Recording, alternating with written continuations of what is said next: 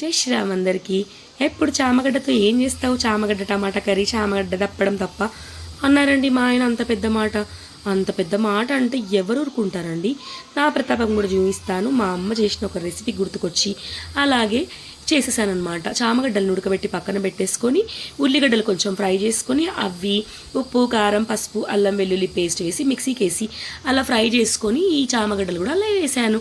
అలాగే అంతకన్నా ముందు కొబ్బరి, నువ్వులు, జీలకర్ర, మెంతులు అది కలిపిన మసాలా కూడా వేసి అది కూడా ఒక 2-3 నిమిషాలు ఫ్రై చేసుకున్నాను. మా ఆయన మీద ఉన్న కోపాన్నంతా చింతపండు పులుసు కింద తీసి ఆ పులుసు కూడా అందులో పోసుకొని అందులో ధనియాల పౌడర్ కూడా చల్లేసాను. చల్లి ఒక 5 నిమిషాలు ఉడకరించిన తర్వాత మా ఆయనకు తీసుకుపోయి పెట్టాను అనమాట.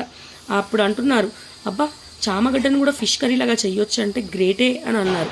మన ఆడళ్ళతో పెట్టుకుంటే ఎట్లా ఉంటుంది? వీళ్ళకి తెలియక బతికేస్తున్నారు. కానీ ఏమంటారు? నచ్చితే సబ్స్క్రైబ్ చేసుకోండి అబ్బా ప్లీజ్.